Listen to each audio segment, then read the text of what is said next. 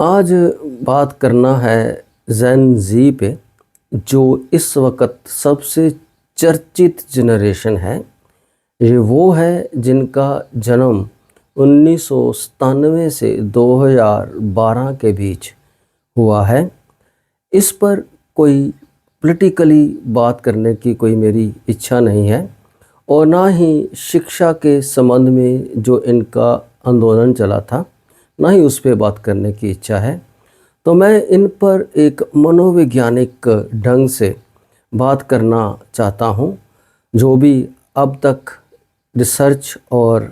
इन पर फाइंडिंग्स जो हैं इस जनरेशन पे वो प्राप्त हो रही हैं, तो उसी के हिसाब से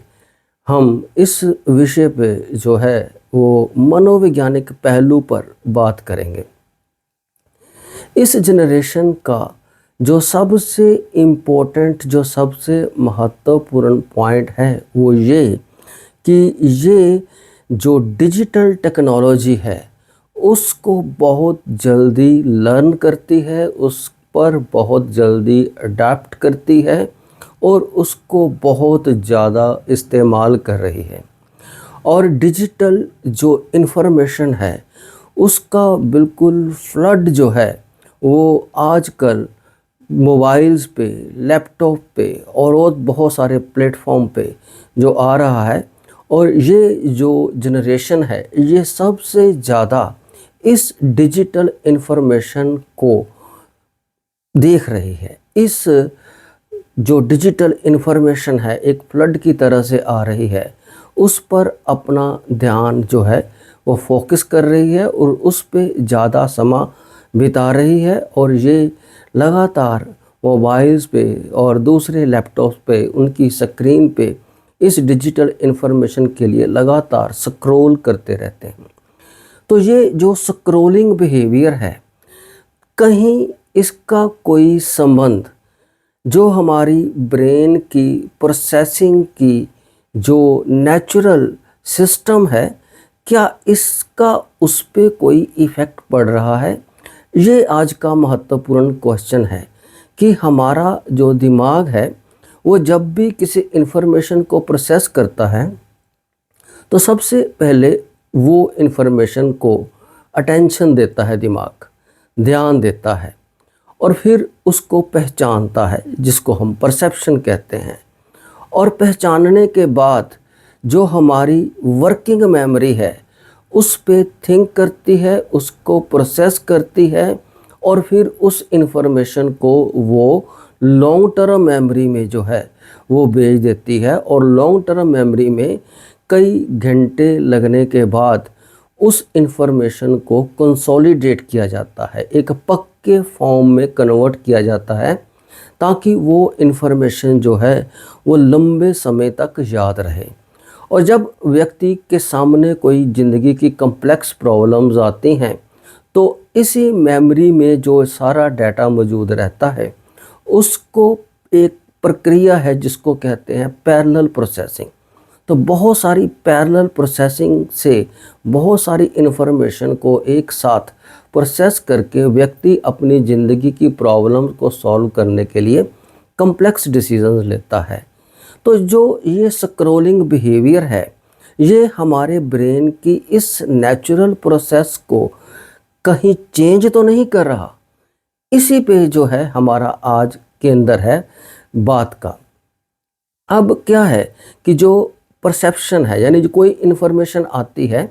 तो हम उसको देखते हैं, पहचानते हैं, तो बायोलॉजिकली नेचुरली हमारा ब्रेन जो है वो उस पर 100 से 300 मिली सेकेंड्स लगाता है। किसी भी इन्फॉर्मेशन को देखने और पहचानने के लिए हमारा ब्रेन कुदरती तौर पर 100 से 300 मिली सेकेंड लगाता है। लेकिन जो स्क्रॉलिंग बिहेवियर है इस जेन ज़ी का, उसमें ये देखा गया है कि वो 100 से 500 मिली सेकेंड्स जो है वो लगाता है। जिससे क्या होता है कि जो ये जेन ज़ी है इसके स्क्रॉलिंग बिहेवियर से इनके दिमाग की चीज़ों को पहचानने की, रिकॉग्नाइज करने की जो स्पीड है वो काफ़ी तेज़ हो चुकी है पुरानी जनरेशन्स के मुकाबले में। तो नेचुरली इनकी चीज़ों को पहचानने की जो कैपेसिटी है वो स्क्रॉलिंग बिहेवियर के कारण इनकी जो है वो काफ़ी तेज़ हो गई है, जिसके कारण वो जैसे जैसे क्लिप्स आते हैं ये उनको देखते हैं, पहचानते हैं और फिर आगे मूव कर जाते हैं, जिससे के कारण इनकी पहचानने की प्रक्रिया जो है वो तेज़ है। लेकिन प्रॉब्लम जो अब आ रही है वो है वर्किंग मेमोरी, यानी जो इन्फॉर्मेशन हमारी वर्किंग मेमोरी में आ जाती है, जिसमें दिमाग उस पर सोचता है, विचार करता है और उसको फिर उसने लॉन्ग टर्म मेमोरी में भेजना होता है। इसके लिए दिमाग जो है वो कम से कम 10 से 30 सेकंड लेता है। तो 10 से 30 सेकंड में दिमाग उस इन्फॉर्मेशन को प्रोसेस करता है और उसको लंबे समय तक याद रखने के लिए लॉन्ग टर्म मेमोरी में सेंड करता है। लेकिन यहाँ जो स्क्रॉलिंग बिहेवियर देखा गया है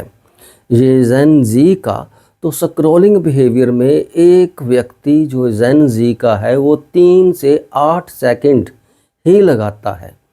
जिसके कारण क्या होता है कि 3 से 8 सेकंड जैसे ही लगाता है तो नई इन्फॉर्मेशन आ जाती है, वो स्क्रॉल करके आगे अगली इन्फॉर्मेशन पे, अगले क्लिप पे चला जाता है, जिसके कारण जो पिछली इन्फॉर्मेशन है उस पर थिंक करने का समय नहीं मिलता, उस पर प्रोसेस करने का वर्किंग मेमोरी को समय नहीं मिलता और उसको लॉन्ग टर्म मेमोरी में सेंड करने का पूरा समय नहीं मिलता,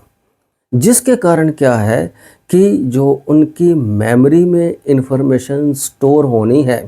वो इनकम्प्लीट प्रोसेस में रह जाती है, वो पूरी तरह से हो ही नहीं पाती। और उसके बाद फिर क्या होता है कि उस इन्फॉर्मेशन को लॉन्ग टर्म मेमोरी में जो नेचुरली हमारा बिहेवियर है, जो दिमाग नेचुरली करता है, वो कई घंटे लगा के उसको कंसोलिडेट करता है, उसको पक्का करता है ताकि वो लंबे समय तक याद रहे। अब ये जेन जी का, क्योंकि ये 3 से 8 सेकंड ही लगाते हैं वर्किंग मेमोरी में, तो इन्फॉर्मेशन को पूरी तरह से कंप्लीट फॉर्म में अच्छी तरह से लॉन्ग टर्म मेमोरी में सेंड नहीं करते, जिसके कारण जो इनकी लॉन्ग टर्म मेमोरी में इन्फॉर्मेशन रहनी चाहिए लंबे समय तक, वो डाटा ही नहीं आता और वो कंसोलिडेट नहीं हो पाता, जिसके कारण जेन जी ने एक नया मेथड अडॉप्ट किया है। वो ये कि वो ज़्यादा से ज़्यादा इन्फॉर्मेशन को एक्सटर्नल डिवाइसेस में स्टोर कर रहा है, यानी वो दिमाग की मेमोरी को यूज़ करने के स्थान पे क्या कर रहा है, क्या चेंज कर लिया है उसने अपने प्रोसेसिंग सिस्टम में कि उसने मेमोरी को एक्सटर्नल डिवाइसेस में,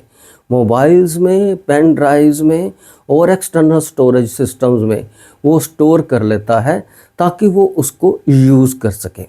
अब देखिए कि जब ज़िंदगी में कोई कॉम्प्लिकेटेड प्रॉब्लम आती है तो हमारा दिमाग क्या करता है कि जो भी डाटा लॉन्ग टर्म मेमोरी है उसको वो यूज़ करता है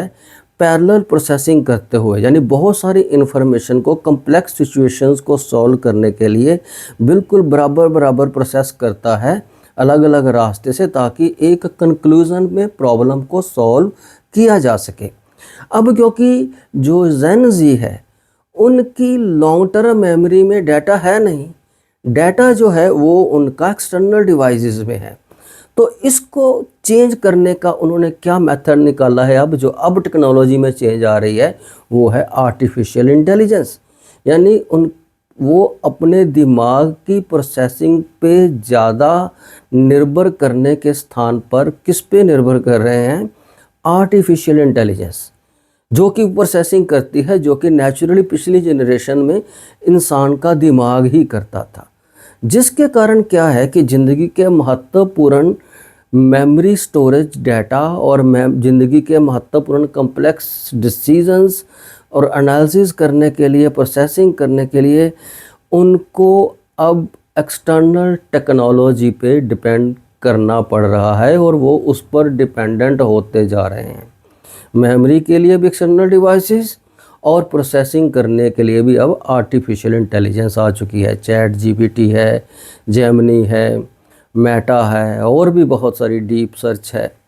तो इससे क्या हो रहा है कि दिमाग जो है उसका जो नेचुरल प्रोसेसिंग मैकेनिज़्म है वो जो है इफ़ेक्ट हो रहा है। और एक इंटरेस्टिंग चीज़ ये भी देखी गई है, एक अमेरिकन साइंटिस्ट ने ये देखा कि जो इंटेलिजेंस है, आईक्यू लेवल है, पिछली जनरेशन्स का लगातार हर जनरेशन का बढ़ रहा था, लेकिन इस जनरेशन पे आके 2010 में वो थोड़ा रिवर्स होने लगा है। शायद उसका कारण ये है कि जो इंटेलिजेंस टेस्ट पुरानी जनरेशन्स के हिसाब से बनाए गए हैं, हो सकता है कि उस पर ये वाली जनरेशन जो है वो अच्छे तरह से ज़्यादा परफॉर्म ना कर पा रही हो, लेकिन ये है तो एक सीरियस साइन। और इसमें सबसे बड़ी बात ये है कि अब क्योंकि वो अपनी मेमोरी के लिए और अपनी इंटेलिजेंस के लिए ज़्यादा डिपेंडेंट जो हैं वो एक्सटर्नल डिवाइसेस पे हो रहे हैं, आर्टिफिशियल इंटेलिजेंस पे हो रहे हैं, तो इससे ये खतरा बढ़ सकता है कि आने वाले समय में कोई बड़ी बड़ी कंपनीज जो हैं जो इस सारे सिस्टम्स को चलाती हैं, तो कहीं वो उनके ब्रेन को हाईजैक तो नहीं कर लेंगी। अगर वो हाईजैक कर लेंगी या कर सकती हैं, इंफॉर्मेशन को मैनिपुलेट करके, इंफॉर्मेशन की असेस को चेंज करके और आर्टिफिशियल इंटेलिजेंस में प्रोग्रामिंग को अपनी इच्छा अनुसार चेंज करके, तो कहीं उससे कोई बहुत बड़ा ख़तरा तो नहीं पैदा हो सकता। अभी ये तो समय में पता लगेगा, फ्यूचर में पता लगेगा, लेकिन एक संभावना जो स्टडीज़ से सामने आ रही है वो ये है कि ज़्यादा डिपेंडेंस मेमोरी के लिए और प्रोसेसिंग के लिए, क्योंकि वो एक्सटर्नल डिवाइसेस पे हो रही है और ये सारा कंट्रोल जो है बड़ी बड़ी कंपनियों के हाथ में है, तो वो कभी भी इनके ब्रेन को अपनी इच्छा के अनुसार हाईजैक कर सकते हैं। तो ये एक सोचने की बात है। Thank you. अगर आपको ये वीडियो अच्छी लगी तो please don't forget to like it, share it and subscribe it. Thank you.